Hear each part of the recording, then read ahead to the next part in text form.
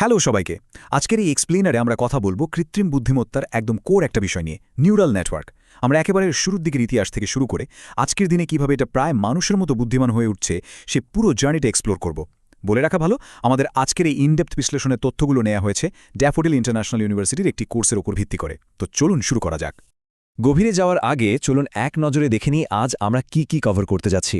আমরা মূলত কথা বলবো আর্টিফিশিয়াল ইন্টেলিজেন্সের প্রেক্ষাপট, এর বাস্তব ব্যবহার, একদম শুরুর দিকের গবেষক বা পায়োনিয়ারদের অবদান, এআই উইন্টার বা সেই অন্ধকার সময়টা, এবং সবশেষে এর দুর্দান্ত এক কামব্যাক নিয়ে। তো প্রথমেই আসা যাক আর্টিফিশিয়াল ইন্টেলিজেন্স বা কৃত্রিম বুদ্ধিমত্তার মূল প্রেক্ষাপটে।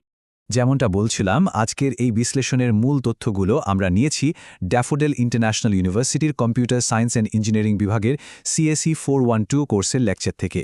অর্থাৎ আপনারা আজ একেবারে সরাসরি একটি হাই লেভেল ইউনিভার্সিটির একাডেমিক ইনসাইট পেতে যাচ্ছেন।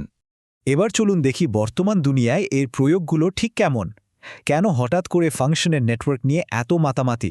একটু খেয়াল করলেই দেখবেন এর ব্যবহারগুলো কিন্তু সত্যি অবাক করার মতো। স্পিচ সিনথেসিস বা কৃত্রিমভাবে মানুষের গলার স্বর তৈরি করা থেকে শুরু করে জটিল সব রোগ নির্ণয়, ব্যবসা, রোবট কন্ট্রোল কিংবা কম্পিউটার ভিশন, কোথায় নেই এর ব্যবহার।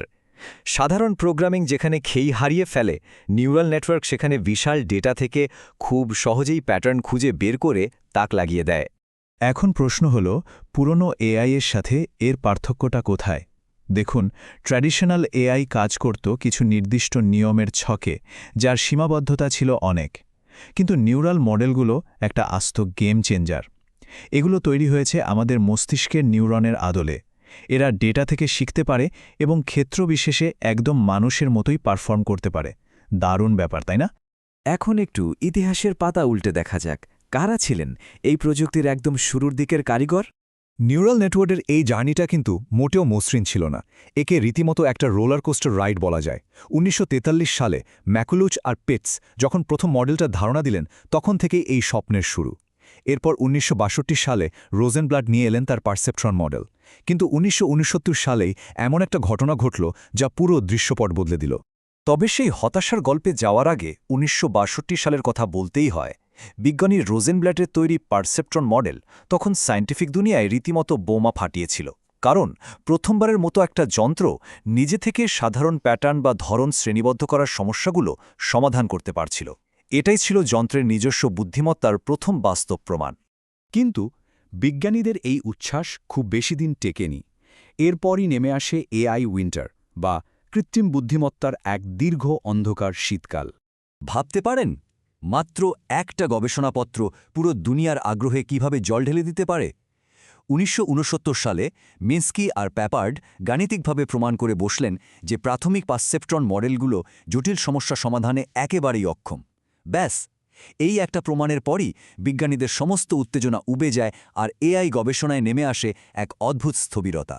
তবে গল্পটা এখানেই শেষ নয়। এরপরই আসে আমাদের সবচেয়ে রোমাঞ্চকর অধ্যায়, নিউরাল নেটওয়ার্কের দুর্দান্ত প্রত্যাবর্তন বা গ্রেট রিভাইভাল।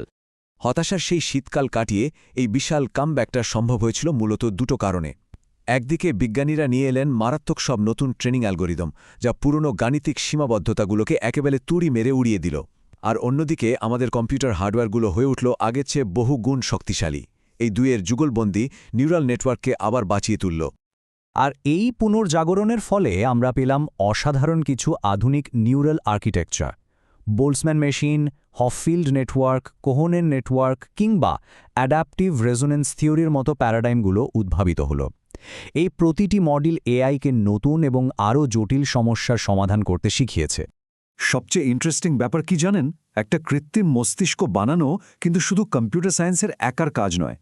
আজ প্রায় প্রতিটি বড় বৈজ্ঞানিক শাখার গবেষকরা কাঁধে কাঁধ মিলিয়ে কাজ করছেন। ইঞ্জিনিয়ারিং, নিউরোসায়েন্স, সাইকোলজি, এমনকি ফিজিক্স আর ম্যাথামেটিক্সের এই যে অসাধারণ একটা মেলবন্ধন, এটাই এই ক্ষেত্রটিকে আজ এত শক্তিশালী করেছে। এতগুলো বৈজ্ঞানিক শাখা যখন এক বিন্দুতে এসে মিলেছে, তখন একটা প্রশ্ন কিন্তু থেকেই যায়। এই আন্তঃবিভাগীয় প্রযুক্তির উপর ভর করে নিউরাল নেটওয়ার্ক ভবিষ্যতে মানুষের মতো আর কি অসম্ভবকে সম্ভব করবে? আপনাদের কি মনে হয়? এই যুগান্তকারী প্রযুক্তির ভবিষ্যৎ নিয়ে ভাবনার খোরাক রেখেই আমাদের আজকের এই এক্সপ্লেনারটি এখানেই শেষ করছি। প্রযুক্তি দুনিয়ার এই রোমাঞ্চকর যাত্রায় আমাদের সাথেই থাকুন।